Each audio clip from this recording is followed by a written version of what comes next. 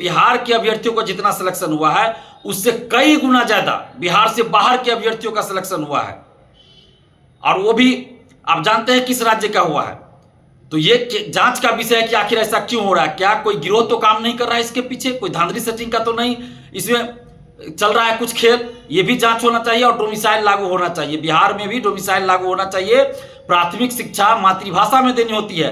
आंध्र प्रदेश से, तमिलनाडु से, पश्चिम बंगाल से जो यहाँ शिक्षक बन गए वो क्या बच्चों को पढ़ाएंगे? क्या वो वार्तालाप कर पाएंगे? क्या बच्चे उनकी भाषा समझेंगे या बच्चों की भाषा वो समझेंगे? बिल्कुल नहीं। तो फिर क्या मतलब रह गया? इसलिए प्राइमरी एजुकेशन में 100% यानी 100% डोमिसाइल लागू हो और उसके ऊपर के क्लास में 90% डोमिसाइल लागू हो। और इसके अलावे टीआरई में तो हो ही 90% डोमिसाइल, और इसके अलावे दरोगा, सिपाही बहाली, बीपीएससी, सिविल सेवा, बीएसएस एवं अन्य सभी सरकारी नौकरियों में 90% डोमिसाइल लागू हो, जिसमें सिर्फ और सिर्फ बिहारी अभ्यर्थियों का ही सिलेक्शन होगा। 90% सीट रिजर्व किया जाए और 10% सीट ओपन रखा जाए, जिसमें बिहार के अभ्यर्थी भी जा सकते हैं और बिहार से बाहर के अभ्यर्थी भी जा सकते हैं। तो इस तरह का डोमिसाइल प्रत्यक्ष रूप से लागू हो और साथ ही सिलेबस ऐसा बनाया जाए, परीक्षा की प्रक्रिया ऐसी बनाई जाए जिससे। नमस्कार दोस्तों, मैं दिलीप कुमार। दोस्तों, बिहार से बाहर कुछ राज्यों में सीधे तौर पर यानी प्रत्यक्ष रूप से डोमिसाइल लागू है, जबकि कुछ राज्यों में अप्रत्यक्ष रूप से डोमिसाइल लागू है। प्रत्यक्ष रूप से डोमिसाइल जहां लागू है वहां बिहार के अभ्यर्थी तो कुछ बहालियों में फॉर्म ही नहीं भर सकते, जबकि कुछ राज्यों में अप्रत्यक्ष रूप से डोमिसाइल लागू है। अप्रत्यक्ष रूप से डोमिसाइल का मतलब कि वहां का सिलेबस ऐसा बनाया गया है जिससे उस राज्य के अभ्यर्थियों को फायदा होता है। वहाँ की परीक्षा प्रक्रिया इस तरह की है कि उस राज्य के अभ्यर्थियों को फायदा होता है और बाहर के अभ्यर्थियों को नुकसान होता है। परीक्षा में उस राज्य से संबंधित प्रश्नों की संख्या ज़्यादा होती है, जिससे उस राज्य के अभ्यर्थियों को फायदा होता है। और दूसरी तरफ बिहार में आप देखिए कि पूरा ओपन है। टीआरई 1 में डोमिसाइल पहले लागू किया गया लेकिन फिर हटा दिया गया। और यहाँ कुछ परीक्षाओं में तो ऐसा है कि बिहार से संबंधित प्रश्नों की संख्या कभी एकदम नहीं, बिल्कुल नहीं होता है, तो कभी 2-4 क्वेश्चन पूछा जाता है। तो इसके चलते बिहार के अभ्यर्थियों को नुकसान हो रहा है। बिहार में जनसंख्या भी ज़्यादा है, रोजगार का एकमात्र सबसे बड़ा साधन सरकारी नौकरी है। यहाँ उद्योग धंधा नहीं है, फैक्ट्रियाँ नहीं है। जो भी फैक्ट्रियाँ पहले थी सारा बंद हो चुका है। और रोजगार का जब सबसे बड़ा साधन और एकमात्र साधन सरकारी नौकरी है और उसमें भी बाहर के लोग ज़्यादा आ जा रहे हैं, तो इससे बिहारी अभ्यर्थियों को नुकसान हो रहा है। बिहार में बेरोजगारी बढ़ रही है और यहाँ शिक्षित बेरोजगारी ज़्यादा बढ़ रही है। और दूसरी बात ये भी है कि बिहार में वैकेंसी तो आ रही है, बहुत ज़्यादा वैकेंसी आ रही है, लेकिन बिहार से बाहर अन्य राज्यों में वैकेंसी नहीं आ रही है, बहुत कम आ रही है। अगर आ भी रही है तो कुछ राज्यों में वैकेंसी नहीं आ रही है, कुछ राज्यों में आ रही है तो बहुत कम आ रही है। जिसके चलते क्या हो रहा है, बिहार से बाहर कई राज्यों के अधिकतर स्टूडेंट बिहार में फॉर्म भरने लगे हैं और यहाँ उनका सिलेक्शन भी हो जाता है, जिसके चलते बिहारी अभ्यर्थियों को नुकसान हो रहा है। और अब देखिए बीपीएससी के कुछ अधिकारी कुछ समय पहले आप देखिएगा कई अधिकारी यूपी कैडर के रहे हैं, यूपी के निवासी भी रहे हैं।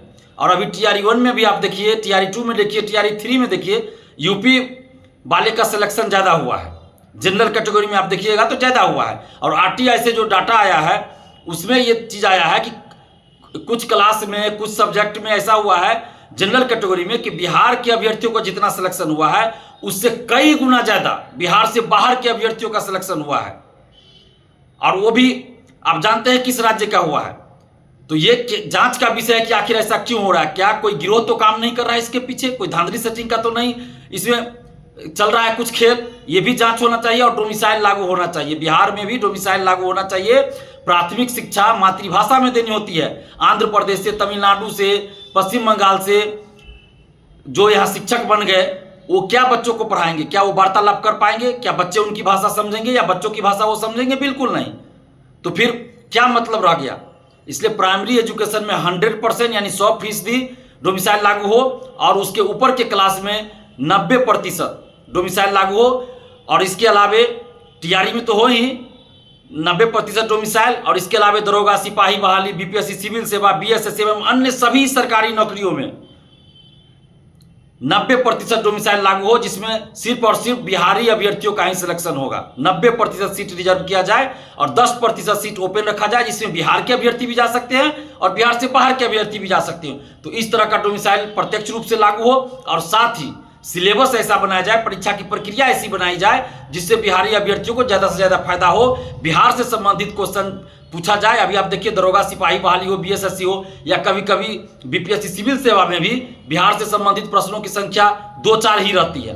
तो और बिहार से बाहर कई राज्यों में आप देखिएगा कि अलग से एक पेपर दिया जाता है जिसमें उस राज्य से संबंधित क्वेश्चन ही पूछे जाते हैं, तो उस राज्य के अभ्यर्थियों को फायदा होता है। तो बिहार में भी बिहार से संबंधित प्रश्नों की संख्या ज़्यादा हो, ऐसी व्यवस्था की जाए, ऐसी प्रक्रिया बनाई जाए, या अलग से एक पेपर दिया जाए जिसमें सिर्फ और सिर्फ बिहार से संबंधित 100 या 150 क्वेश्चन पूछा जाए, ताकि अगर बिहार को सही से नहीं जानेंगे, बिहार को सही से जानेंगे नहीं तो बिहार में नौकरी कैसे करेंगे, और बिहार को इससे क्या फायदा होगा। जब बिहार के बारे में जानेंगे नहीं लोग जो नौकरी करेंगे तो बिहार को फायदा क्या होगा। इसलिए बिहार में नौकरी करना है तो बिहार के बारे में पहले अच्छे से जानना भी जरूरी है।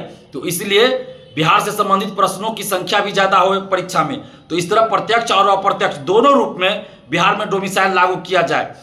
बिहार के समस्त अभ्यर्थियों की ये मांग है, समस्त स्टूडेंट्स की ये मांग है कि बिहार में डोमिसाइल, सरकारी नौकरियों में डोमिसाइल लागू किया जाए। और डोमिसाइल लागू करने की मांग को लेकर 5 जून को हम लोग पटना में महाआंदोलन करने जा रहे हैं। आज टेलीग्राम ग्रुप में सुबह में हम लोगों की मीटिंग हुई जिसमें यह तय हुआ कि 5 जून को पटना में महाआंदोलन किया जाए डोमिसाइल की मांग को लेकर। 5 जून की तिथि इसलिए निर्धारित की गई है क्योंकि 5 जून ऐतिहासिक है छात्र आंदोलन के लिए। 5 जून को संपूर्ण क्रांति दिवस मनाया जाता है और जेपी आंदोलन के रूप में जाना जाता है। जेपी आंदोलन दिवस कह लीजिए, संपूर्ण क्रांति दिवस 5 जून। और आप सब जानते हैं कि 5 जून को ही जेपी के नेतृत्व में छात्र आंदोलन हुआ था और उसी आंदोलन से उभरे हुए नेता लालू यादव जी, नीतीश कुमार जी, रविशंकर प्रसाद जी, सुशील कुमार मोदी जी, रामविलास पासवान जी एवं अन्य कई बड़े बड़े नेता रहे हैं। तो इसलिए वो ऐतिहासिक दिन है छात्र आंदोलन के लिए। तो इसलिए 5 जून को हम लोग पटना में एक महाआंदोलन करने जा रहे हैं डोमिसाइल की मांग को लेकर, और सभी प्रतियोगी परीक्षाओं में पारदर्शिता लाई जाए इस मांग को लेकर। तो आप जितने भी बिहार के अभ्यर्थी हैं, बिहार के स्टूडेंट्स हैं, आप सभी से हम हाथ जोड़कर विनती करते हैं, आग्रह करते हैं कि ये अपने हक और अधिकार की लड़ाई है। अपने हक और अधिकार की लड़ाई के लिए 5 जून को सुबह 10 बजे आप पटना पहुंचिए। पटना में कहाँ पे आंदोलन होगा, गर्दनी बाग में होगा या कहीं और होगा, जहां भी होगा ये 2-4 दिन में जगह बता दिया जाएगा, लेकिन 5 जून को पटना में महाआंदोलन होगा। इसलिए आप लोग 5 जून को सुबह 10 बजे पटना जरूर पहुंचिए। ये आपके अधिकार की लड़ाई है। और हम एक बात और कह दें कि हम बाहरी का विरोध नहीं कर रहे हैं। ऐसा नहीं कि हम बाहरी का विरोध कर रहे हैं, नहीं, हम सभी हिंदुस्तानी हैं, भारतीय हैं। लेकिन चूंकि बिहार में आप जानते हैं बेरोजगारी ज्यादा है, फैक्ट्रियां नहीं है, तो अपने हक और अधिकार के लिए हम लोग चाहते हैं कि बिहारियों के लिए कुछ रिजर्व किया जाए। चूंकि अन्य राज्यों में बिहार के अभ्यर्थी फॉर्म नहीं भर पाते या फॉर्म भी भरते तो वहां उनका सिलेक्शन नहीं होने दिया जाता है। तो ये बिहारी अभ्यर्थियों के हक और अधिकार की लड़ाई, हम लोग किसी का विरोध नहीं कर रहे हैं। और बिहार में आप देखिएगा, बिहार से बाहर के आके हजारों अभ्यर्थी यहाँ कोचिंग करते हैं, यहाँ नौकरी करते हैं, लेकिन किन्हीं को कोई दिक्कत नहीं हो रही है और ना ही कोई दिक्कत होनी चाहिए। हम लोग आपसी भाईचारा बनाकर रखेंगे, हम सभी भारतीय हैं। लेकिन चूंकि ये हम लोग के हक और अधिकार की लड़ाई है तो डोमिसाइल की मांग हम लोग कर रहे हैं। तो 5 जून को आप सभी बिहारी अभ्यर्थी पटना पहुंचिए सुबह 10 बजे। धन्यवाद, जय हिंद।